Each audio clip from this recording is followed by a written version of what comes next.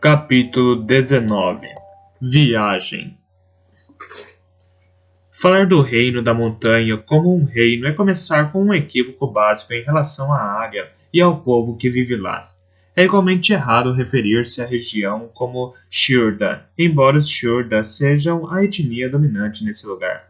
Em vez de ser um território de área única, o reino da montanha consiste em diversos pequenos povoados junto das encostas de montanhas, em vales de terra arável, em povoados de mercadores que se desenvolveram ao longo de estradas difíceis que dão para os desfiladeiros e em clãs de pastores e caçadores nômades que vagueiam pelas terras inóspitas que ficam entre esses povos. É pouco provável que pessoas tão diferentes se unam, porque os seus interesses estão frequentemente em conflito. Contudo, estranhamente, a única força mais poderosa do que a independência e os costumes insulares de cada grupo é a lealdade que dedicam ao rei do povo da montanha.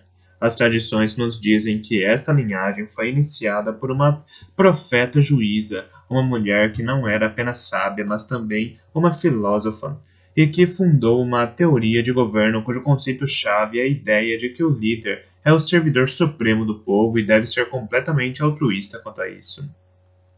Não houve um momento definido em que o juiz se tornou rei. Em vez disso, ocorreu uma mudança gradual à medida que a justiça e a sabedoria da pessoa abençoada que vivia em Jump foram se espalhando.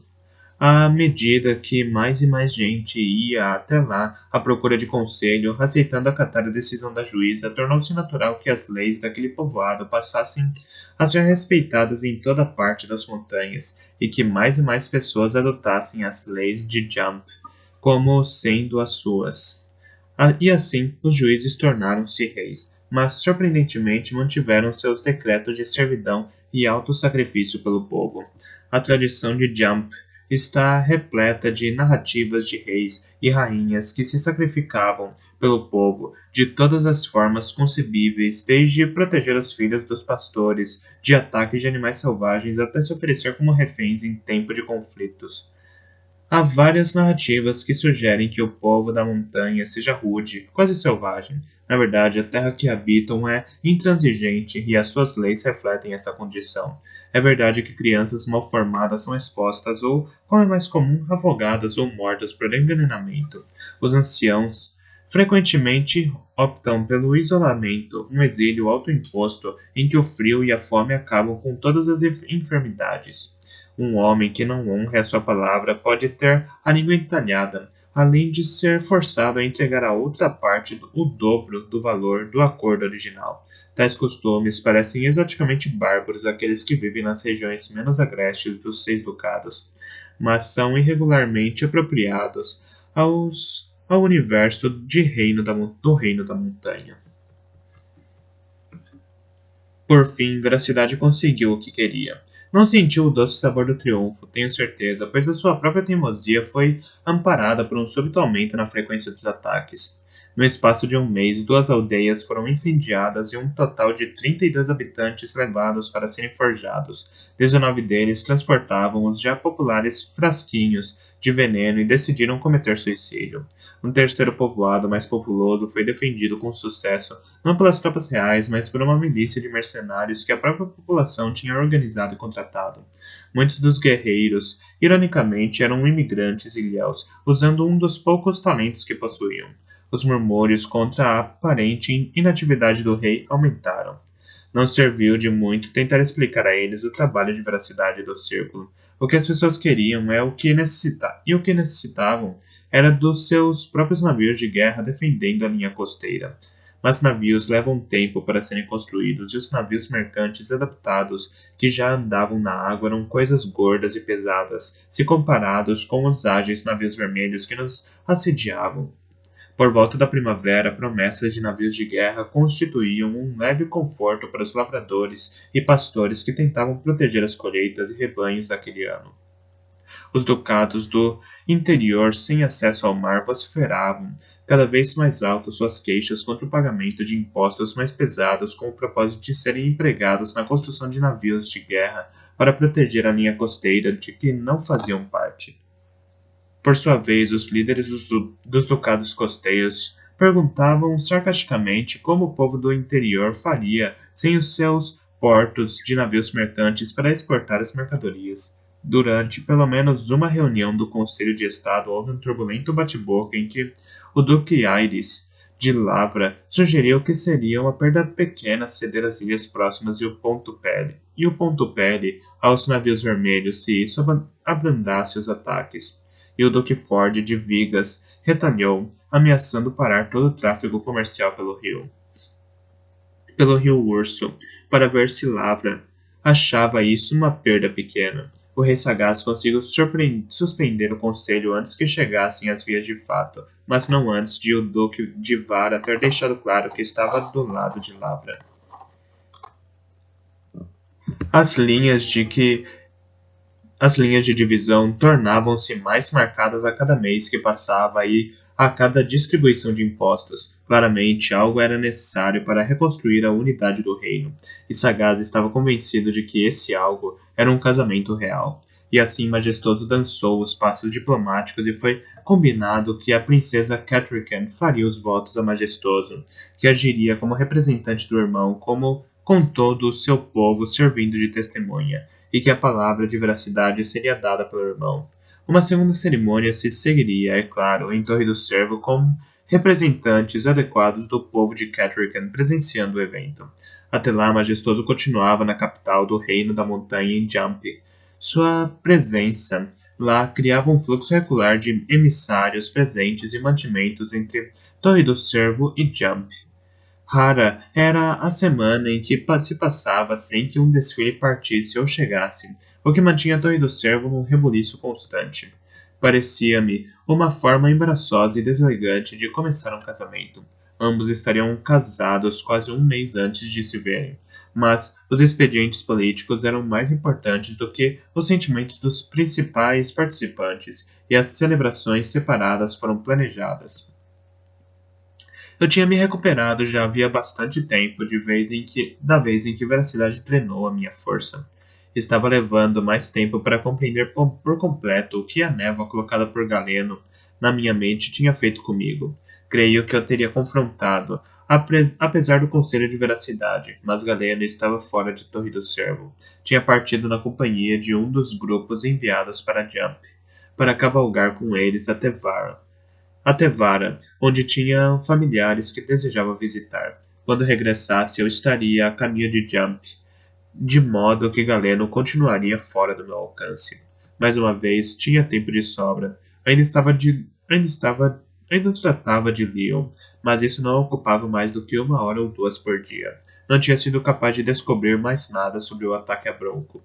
Nem Bronco mostrou nenhum sinal de amenizar o meu ostracismo. Tinha feito uma excursão à cidade de Torre do Cervo, mas quando passei por acaso em frente à casa de velas, estava fechada e silenciosa.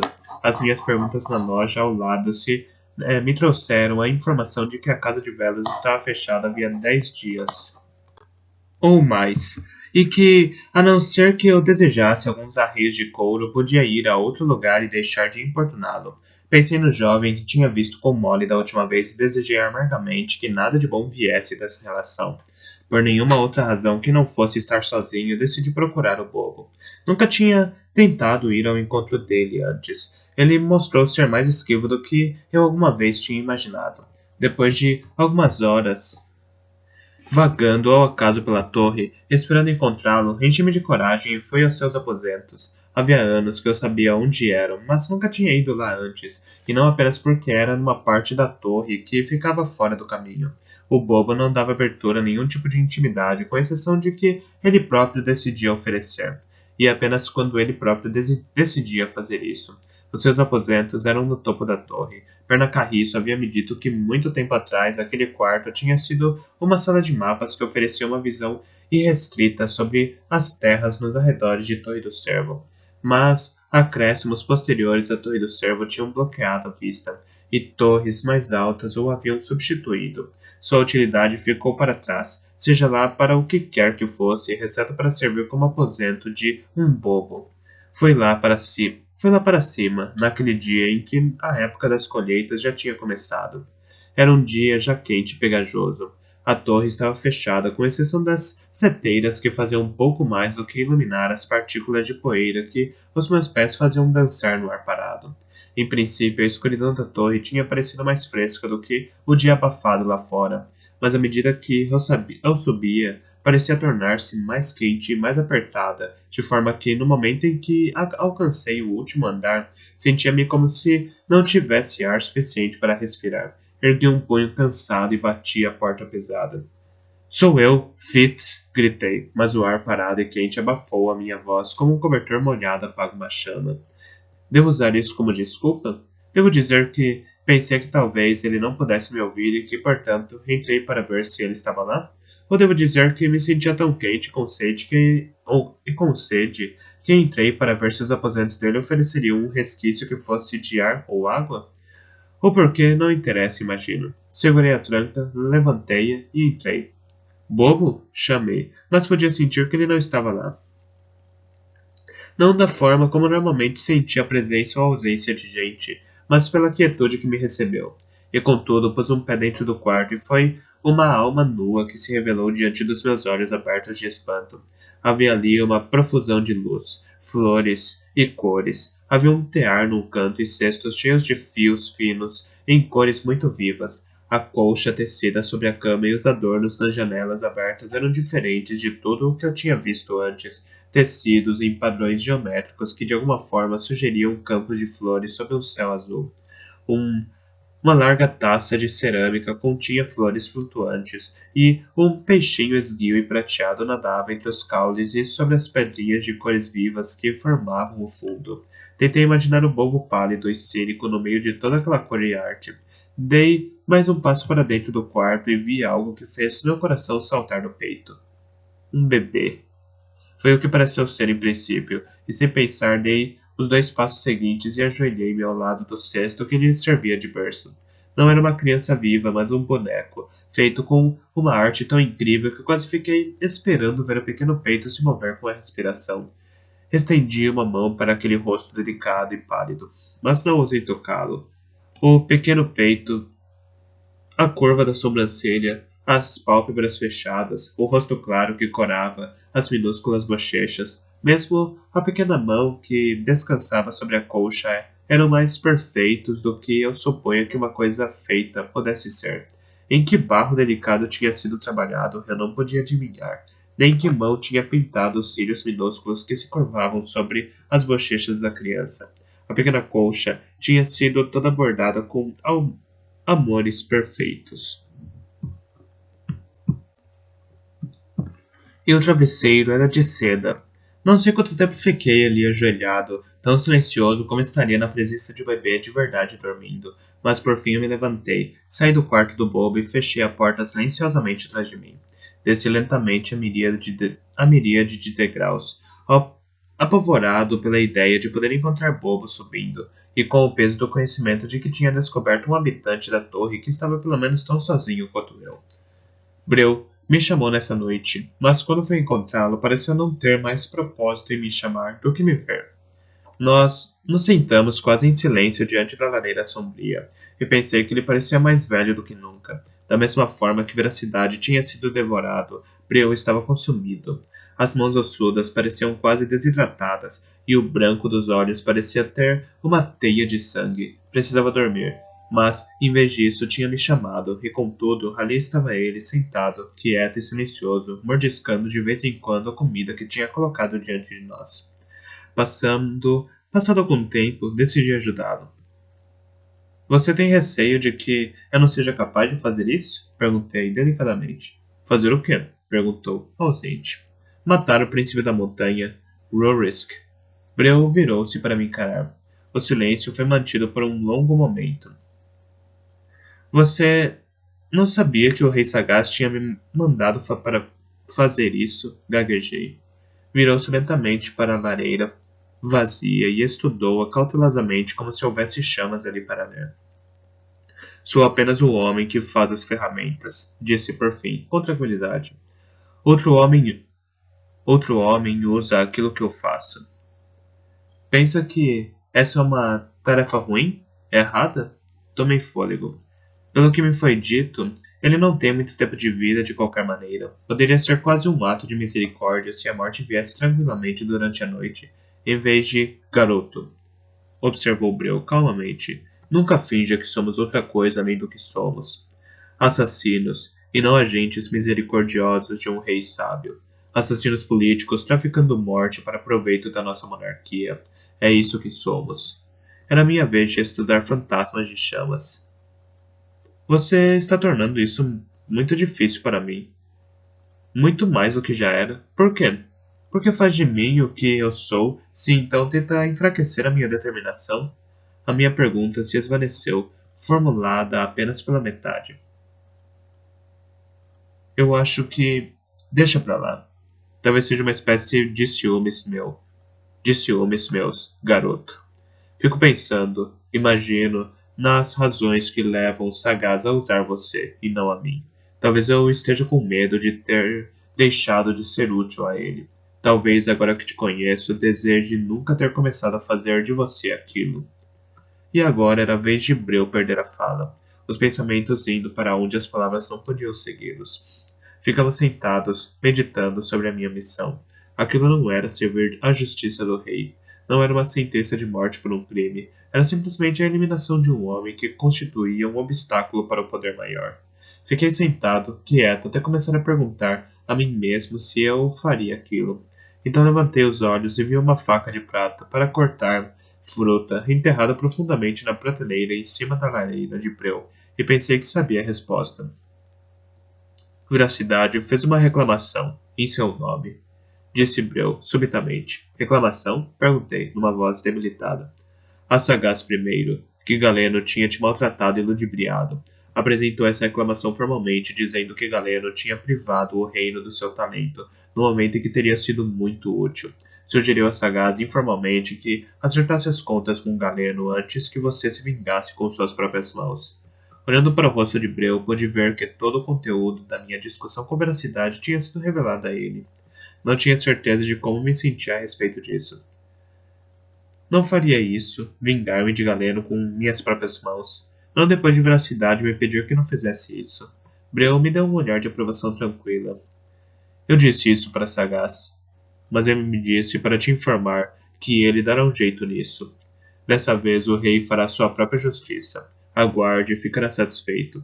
O que ele vai fazer? Isso eu não sei. Acho que o próprio Sagaz já saiba. O homem tem de ser repreendido, mas temos de considerar que se queremos treinar outros círculos, Galeno não deve se sentir muito maltratado.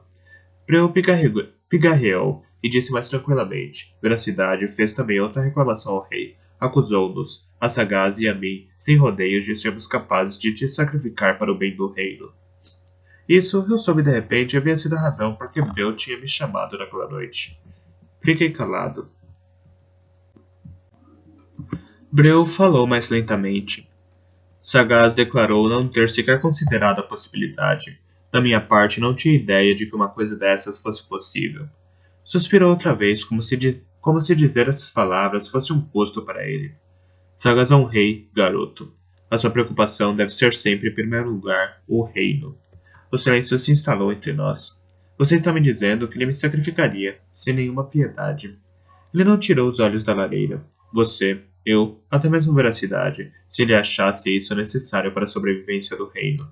Então ele se virou para me olhar. Nunca se esqueça disso, disse. Na noite antes de a comitiva de casamento partir de Torre do Cervo, Renda veio bater à minha porta.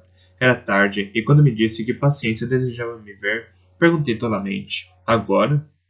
Bem, você parte amanhã, observou Renda, e eu a segui obedientemente, como se isso fizesse sentido. Encontrei Paciência sentada numa cadeira almofadada, com uma túnica extravagante bordada sobre as vestes de dormir.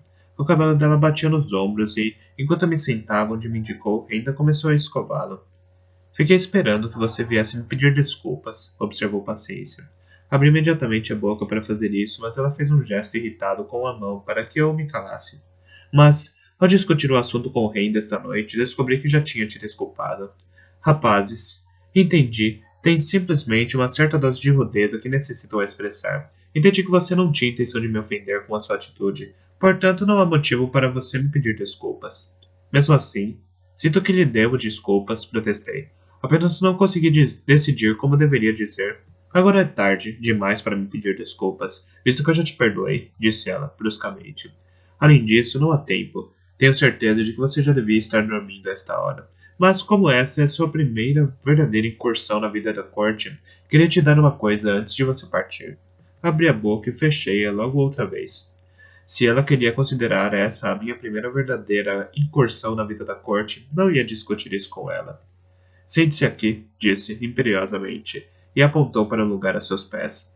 Fui e me sentei obedientemente. Pela primeira vez notei a pequena caixa que estava em cima do colo dela. Era de madeira escura, com um veado entalhado na tampa em baixo relevo. Quando a abriu, senti um perfume de madeira aromática. Tirou de dentro dela um brinco e segurou-o perto da minha orelha. Pequenos demais, murmurou. Qual o propósito de usar joias quando ninguém pode vê-las? Segurou e descartou vários outros com comentários semelhantes. Finalmente pegou um que era como um pedaço de rede prateada com uma pedra azul presa nele. Fez uma careta ao olhar para ele e assentiu com a cabeça relutantemente. Aquele homem tem bom gosto. Aquele homem tem gosto, independentemente de todo o resto de que precisa. Tem bom gosto. Segurou o brinco próximo da minha orelha outra vez e, sem nenhum aviso, enfiou o brinco no meu lóbulo. Soltei um berro e levei a mão à orelha, mas ela a afastou com um tapa. Não seja criancinha. Vai doer por um minuto apenas. Havia uma espécie de fecho que o prendia atrás da orelha, e ela dobrou a minha orelha com os dedos, sem misericórdia, para apertá-la. Pronto. Fica muito bem nele, não acha, Renda? Muito, concordou Renda, ocupada com seu eterno transar. Paciência me mandou embora com um gesto. Quando me levantei, ela disse: Lembre-se disso, Fitz.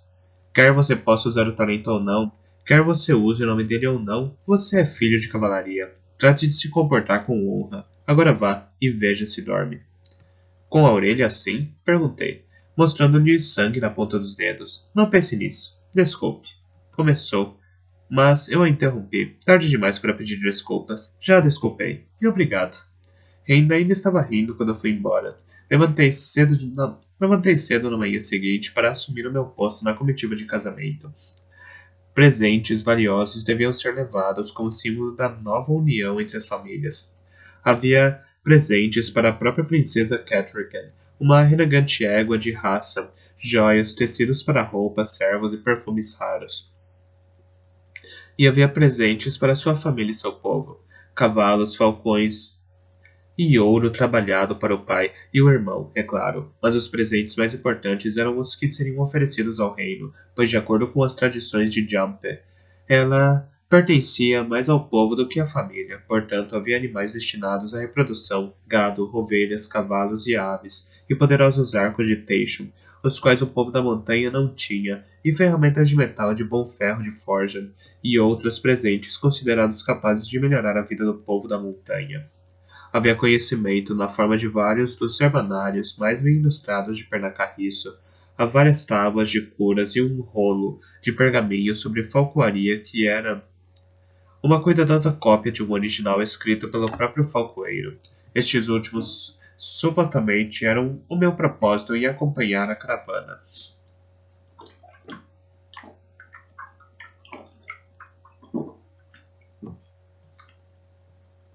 Foram postas aos meus cuidados, juntamente com um generoso fornecimento de ervas e raízes mencionadas no herbanário, sementes para cultivar aqueles que não podiam se manter em bom estado durante a viagem.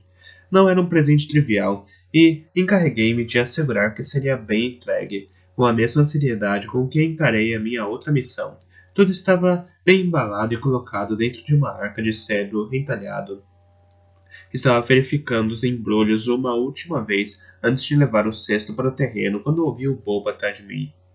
Trouxe isso para você. Eu me virei para encontrá-lo parado à porta da entrada do meu quarto. Não tinha ouvido sequer a porta se abrir. Ele estendia para mim um saco de couro com um fecho de cordão. O que é isso? Perguntei, e tentei não deixá-lo perceber nem as flores nem o boneco na minha voz. Purga no mar. Ergui as sobrancelhas. Um purgante? Como presente de casamento? Suponho que algumas pessoas o achariam apropriado, mas as ervas que levo comigo podem ser plantadas e desenvolvidas nas montanhas. Não creio que. Não é um presente de casamento. É para você. Aceitei o saco com sentimentos contraditórios. Era um purgante excepcionalmente poderoso. Obrigado por pensar em mim, mas normalmente não tenho propensão a indisposições e viagens e, normalmente, quando está viajando, não corre o risco de ser envenenado. Há alguma coisa que você gostaria de me dizer? Tentei fazer o meu tom de voz soar leve e brincalhão. Senti a falta das habituais caras irônicas e zombarias de bobo nesta conversa. Apenas que seria sábio da sua parte comer alimentos leves ou não comer, em hipótese alguma, nenhuma comida que você mesmo não tenha preparado. Em todos os banquetes e festas que vão acontecer lá? Não. Apenas naqueles que você queira sobreviver. Virou as costas para ir embora. Peço desculpas, disse apressadamente. Não tinha intenção de me intrometer. Fui te procurar e estava tão quente e a porta não estava trancada, por isso entrei. Não tinha intenção de bisbilhotar. As costas dele continuaram viradas para mim enquanto perguntou: E você achou divertido o que viu? Eu não consegui pensar em nada para dizer, de um jeito que eu garantisse a ele que o que eu tinha visto ficaria apenas na minha cabeça. Ele deu 2 passos para frente e estava já encostando na porta, e eu deixei escapar. Eu desejei que houvesse um lugar que fosse tanto eu. Eu desejei que houvesse um lugar que fosse tanto eu como aquele lugar é você. Um lugar que eu também pudesse manter em segredo. A porta parou à distância de uma mão de se fechar. Preste atenção a este conselho e talvez sobreviva à viagem. Quando considerar a motivação de um homem, lembre-se de que não deve jogar o trigo dele com a sua medida. Afinal, pode ser que ele não use o mesmo padrão que você. A porta se fechou e o bobo foi embora, mas suas últimas palavras tinham sido enigmáticas e frustrantes o suficiente para me deixarem pensando que talvez ele tivesse perdoado a minha invasão. Enfiei a purga do mar no gibão, não a querendo, mas receoso de deixá-la. Olhei o quarto em volta de relance, mas como sempre era um lugar vazio e prático. Dona Despachada tinha cuidado da minha bagagem, não confiando a mim a responsabilidade de arrumar as roupas novas. Eu tinha notado que o servo marcado da minha insígnia tinha sido substituído por um servo com seus cornos abaixados. Veracidade ordenou que ficassem assim. Foi o que ela me disse quando eu lhe perguntei sobre o assunto. Gosto mais do que do servo marcado. Você não? Acho que sim, respondi, e a conversa parou ali. Um nome e uma insígnia. Balancei a cabeça para mim mesmo. Peguei o baú de ervas e rolos de pergaminhos e desci para me juntar à caravana. Enquanto ia descendo os degraus, encontrei Veracidade que vinha subindo. A princípio, quase não o reconheci, pois subia as escadas como um velho ranzinza. Fiquei de lado para deixá-lo passar e o reconheci quando me olhou de relance. É uma coisa estranha ver um homem, uma vez tão próximo daquela maneira, encontrado por acaso como um estranho.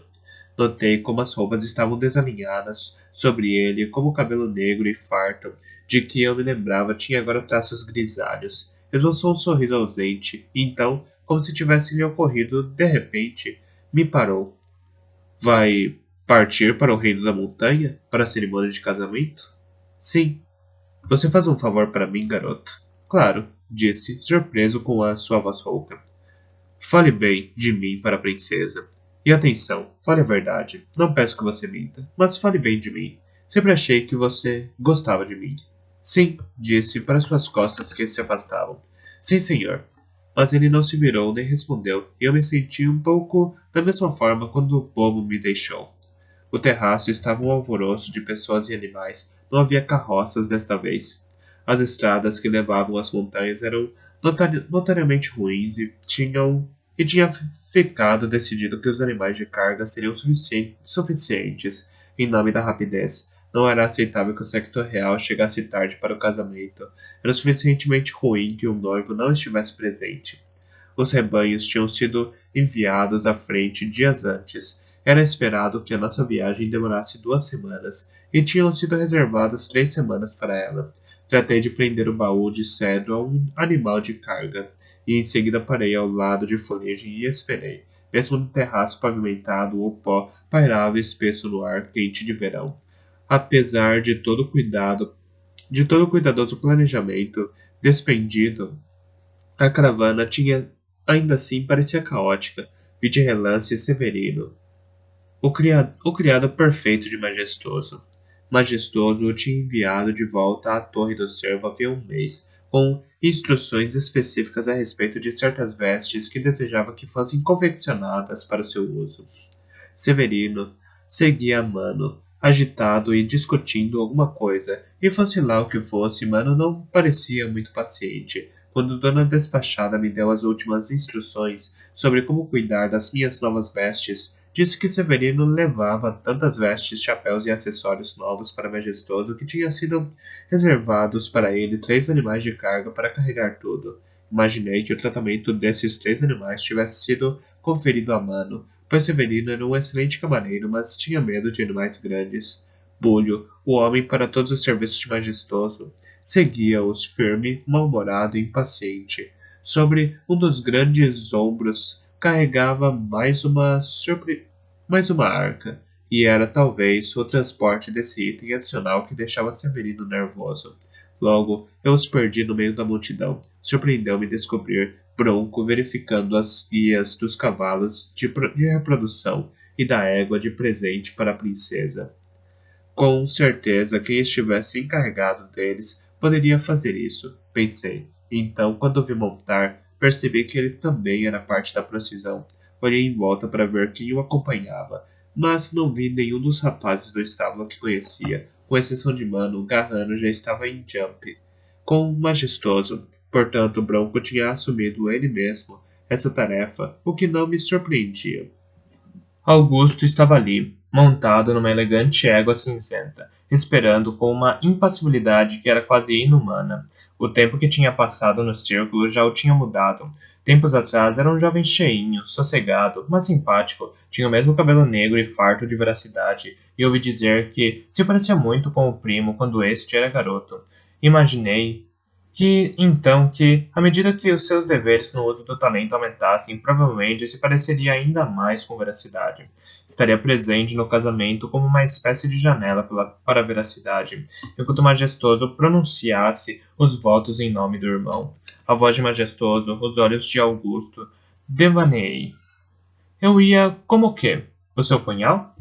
Montei fuligem para ficar longe das pessoas que trocavam despedidos e instruções de última hora. Pedi a Eda que nos puséssemos a caminho. Pareceu levar uma eternidade até que a fila irregular se formasse e que o colocar e o atar de correias a fardos de última hora terminassem. Então, quase abruptamente, os estandartes foram erguidos, uma trombeta foi tocada, e a fila de cavalos, animais de carga, carregados e gente começou a se mover. Olhei uma vez para cima e vi que Veracidade tinha vindo para fora, tinha se colocado no topo da torre e observado a nossa partida. Acenei para ele, mas duvido que me reconhecesse no meio de tantos. E então, estávamos fora dos portões, seguindo pelo caminho montanhoso que nos levaria para longe de Torre do Cervo e para oeste. O nosso caminho nos levaria pelas margens do rio Cervo, que percorreríamos nos extensos baixios perto do local onde as fronteiras dos ducados de Cervo e Vara se tocavam. Daí, atravessaríamos as largas planícies de Vara, sob um calor escaldante que nunca tinha experimentado antes, até chegarmos ao Lago Azul. Do Lago Azul, seguiríamos um rio que se chamava simplesmente Frio, cujas fontes eram no Reino da Montanha. No Val do Frio começava a estrada de mercadores que seguia entre as montanhas e através das florestas, sempre subindo até o desfiladeiro das tempestades, e daí rumo às densas florestas verdes dos ermos chuvosos. Não iríamos tão longe, mas pararíamos em Jump, que era o povoado mais parecido com uma cidade que o Reino da Montanha possuía. Em certos aspectos, aquela foi uma viagem com muito pouco de extraordinário, se forem descontados todos os incidentes que inevitavelmente acontecem durante essas jornadas. Depois dos primeiros 3 dias, estabeleceu-se uma rotina notavelmente monótona, variada apenas pelas paisagens diferentes por que passávamos. Cada pequena aldeia ou lugarejo ao longo da estrada aparecia para nos saudar e atrasar, oferecendo-nos os seus melhores votos oficiais e felicitações para as festividades de núpcias do príncipe herdeiro. Depois de chegarmos às extensas planícies de Vara, esses lugarejos tornaram-se bastante raros e longínquos. As chácaras prósperas e cidades mercantis de Vara ficavam longe, a norte do nosso caminho ao longo do rio Ven. Atravessamos as planícies de Vara, onde a população era constituída sobretudo de pastores nômades, que formavam aldeias apenas quando se instalavam ao longo das rotas de mercadores, nos meses de inverno, o qual chamavam de Estação Verde. Passamos por rebanhos de ovelhas, cabras, cavalos, ou mais raramente suínos perigosos e esguios, que eles chamavam de haragares. Mas o nosso contato com as pessoas da região era normalmente limitado à visão de suas tendas cônicas ao longe, ou de algum pastor levantado na cela, segurando alto seu cajado em um gesto de saudação. Mano e eu retomamos a nossa familiaridade. Partilhávamos as refeições e a pequena fogueira que utilizávamos para cozinhar à noite, e ele me deliciava com narrativas das preocupações de Severino, pó que se juntava nas vestes de seda, insetos que se enfiavam nos colarinhos de pele, veludo que ia se poindo em pedaços pela longa jornada. Mais sombrias eram as suas queixas sobre Bolho. Eu próprio não tinha memórias agradáveis daquele homem, e Mano o achava um companheiro de viagem opressivo, pois parecia suspeitar constantemente que Mano tentava roubar os embrulhos de pertences de Majestoso. Uma noite, Brulho acabou vindo à nossa fogueira, onde com muito trabalho nos deu um aviso vago e indireto contra qualquer um que pudesse ser parte de uma conspiração para roubar o seu senhor. O bom tempo continuou, e embora suássemos bastante de dia, as noites eram muito amenas. Eu dormia em cima do cobertor e raramente me dava o trabalho de procurar qualquer outro abrigo. Todas as noites checava os conteúdos da minha arca e tentava evitar o melhor possível que as raízes ficassem completamente desidratadas e que o movimento desgastasse os pergaminhos e tábuas. Houve uma noite em que acordei com um alto relincho de fuligem e pensei que o baú de cedro tivesse sido ligeiramente movido de onde eu o havia colocado. Mas uma rápida verificação do seu conteúdo provou que tudo estava em ordem, e quando mencionei a ocorrência a Mano, ele apenas me perguntou se eu estava pegando a doença de bolho. Os lugarejos e rebanhos por que passávamos nos abasteciam frequentemente com comidas frescas e eram muitíssimo generosos na oferta, de forma que sofremos poucas privações durante a jornada. Por outro lado, a água não era tão abundante em Vara como desejávamos, mas de qualquer forma, todos os dias encontrávamos alguma fonte ao poço poirento, e portanto nem isso foi tão ruim quanto poderia ter sido. Vi Bronco muito pouco. Levantava-se mais cedo do que o resto de nós e precedia a caravana, de forma que os animais a seu cargo pudessem obter o melhor pasto e a água mais limpa. Sabia que ele ia querer os cavalos em perfeitas condições quando chegássemos a Jump. Augusto, também, era quase invisível. Embora fosse tecnicamente responsável pela expedição, deixava a gestão a cargo do capitão da sua guarda de honra. Eu não conseguia saber se ele fazia isso por ser sensato ou preguiçoso. De qualquer forma, mantinha-se maior parte do tempo afastado e solitário, embora deixasse Severino assisti-lo, partilhando com ele a tenda e as refeições. Da minha parte, era quase como retornar a uma espécie de infância. As minhas responsabilidades eram muito limitadas. Mano era um companheiro simpático e precisava de muito pouco encorajamento para me apresentar com uma narrativa do seu vasto repertório de relatos e fofocas. Às vezes passava-se quase um dia inteiro antes de eu me lembrar de que, no fim dessa viagem, teria de matar um príncipe. Mais pensamentos vinham normalmente à minha cabeça quando acordava no meio da noite. O céu noturno sobre Vara parecia muito mais carregado de estrelas que sobre Torre do Cervo, e eu as fitava e mentalmente treinava maneiras de eliminar Rurisk. Havia outro baú minúsculo guardado cuidadosamente dentro do saco que trazia as minhas roupas e bens pessoais. Tinha-o preparado com muita atenção e ansiedade, pois essa missão teria de ser executada com perfeição. Teria de ser executada com limpeza, sem provocar sequer a sombra de uma suspeita. Além disso, era essencial que as coisas acontecessem na ordem certa. O príncipe não deveria morrer enquanto estivéssemos em Jump. Nada poderia projetar a menor sombra sobre as núpcias. Nem deveria morrer antes que as cerimônias em Torre do Cervo acontecessem. e que o casamento fosse consumado, pois isso poderia ser visto como um mau agouro para o casal. Não seria uma morte fácil de planejar. Às vezes perguntava a mim mesmo por que é que essa tarefa tinha sido confiada a mim e não a Abreu. Seria algum tipo de teste, um teste em que o fracasso significaria a minha pena de morte? Era Abreu muito velho para esse desafio, ou muito valioso para ser arriscado nisso? Seria a prioridade de Breu simplesmente zelar pela saúde de veracidade?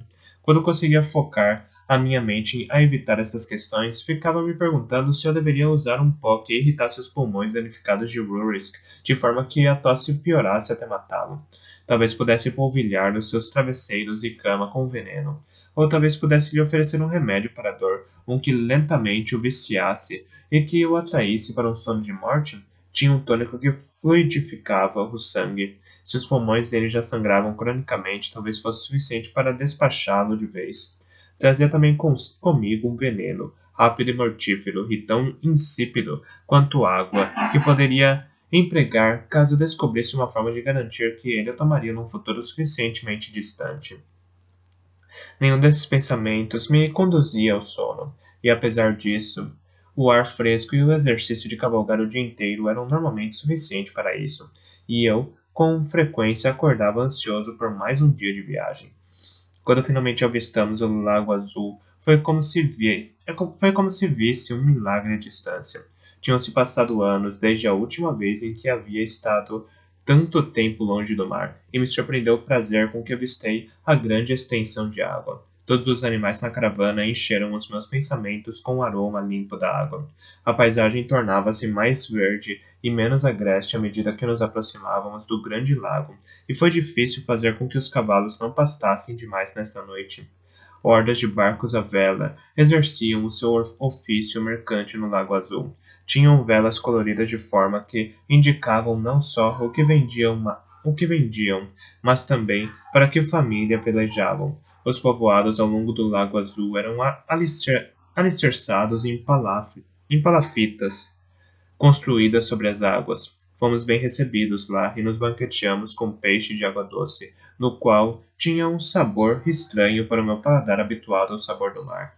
Senti-me um grande viajante, e Mano e eu ficamos quase transbordantes de orgulho quando algumas moças de olhos verdes de uma família de mercadores de grãos vieram ficar conosco, à nossa fogueira. Uma noite, todas aos risinhos. Traziam com elas pequenos tambores de cores vivas, cada um afinado para um tom diferente.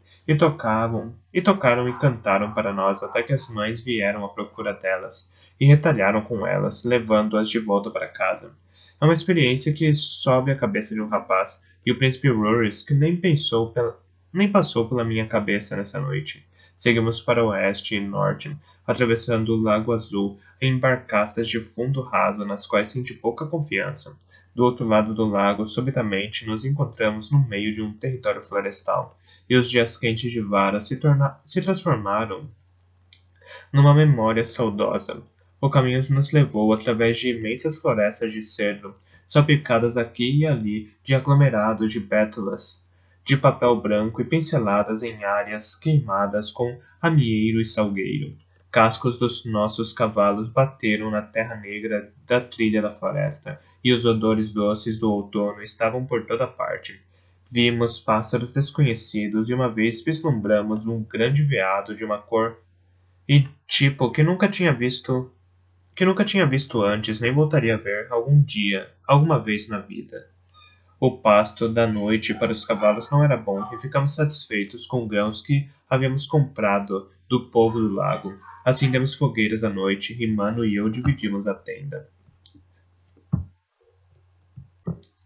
O nosso caminho subiu agora por um monte. Seguimos a trilha serpenteada entre as encostas mais inclinadas, mas estávamos já, sem dúvida, subindo as montanhas. Uma tarde nós nos encontramos com uma delegação de Jump, enviada para nos saudar e guiar. Depois disso, parecia que viajávamos mais depressa, e a cada noite éramos entretidos por músicos, poetas e malabaristas, e nos banqueteávamos com os seus petiscos. Todos os esforços possíveis eram realizados em nossa honra e para nos fazer sentir bem-vindos, mas eram diferentes de nós a ponto de eu os achar estranhos e quase amedrontadores. Com frequência eu era forçado a me lembrar tanto do que Bronco quanto do que Breu haviam me ensinado sobre boas maneiras, enquanto o pobre mano evitava qualquer contato com esses novos companheiros de viagem. A maior parte deles eram Tchurda, e, fisicamente, como eu tinha esperado que fossem, gente alta, pálida, de cabelos e olhos claros, alguns com cabelos tão ruivos quanto uma raposa. Eram um povo forte e robusto, tanto os homens quanto as mulheres. Todos pareciam portar um arco ou uma atiradeira e sentiam-se claramente mais à vontade a pé do que a um cavalo. Vestiam-se de lã e couro, e até o mais humilde deles trajava peles finas, como se não fossem mais do que tecido fiado em casa.